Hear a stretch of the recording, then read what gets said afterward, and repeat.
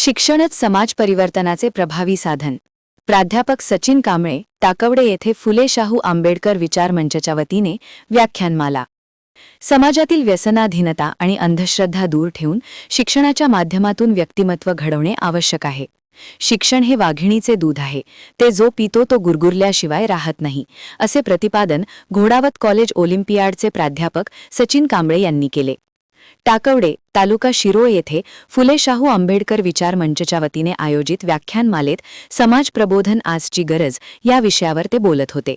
यावेळी त्यांनी जयंती, सण, उत्सव केवळ नाचून साजरे करण्यापेक्षा डॉक्टर बाबासाहेब आंबेडकर यांच्या विचारांचा स्वीकार करून शिक्षणाला प्राधान्य देण्याचे आवाहन केले.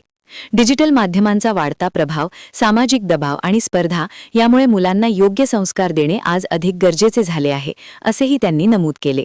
कार्यक्रमाच्या दुसऱ्या सत्रात शकुंतला कांबळे यांनी महिला सबलीकरण, नारी शक्ती या विषयावर मार्गदर्शन केले. महिलांना विविध समस्यांना सामोरे जावे लागते, मात्र कुटुंबाचा गाडा सांभाळत मुलांवर योग्य संस्कार करणे ही त्यांची महत्त्वाची जबाबदारी असल्याचे त्यांनी सांगितले. आज स्त्रिया सर्व क्षेत्रात पुरुषांच्या खांद्याला खांदा लावून कार्यरत असून फुले शाहू आंबेडकर आणि छत्रपती शिवाजी महाराज यांच्या कार्यामुळेच महिलांना सक्षम होण्याची प्रेरणा मिळाल्याचे त्यांनी स्पष्ट केले. कार्यक्रमाच्या अध्यक्षस्थानी मधुकर कांबळे होते. यावेळी दीपक निर्मळ, जमाल फकीर, स्टार विलास जादूगार, सतीश कांबळे, पोलीस पाटील सारिका कांबळे आदी मान्यवर उपस्थित होते. स्वागत अरुण शिंदे तर प्रास्ताविक राजेंद्र कांबळे यांनी केले. आभार निलेश कांबळे यांनी मानले. महान कार्य न्यूजसाठी प्रकाश चव्हाण, टाकवडे.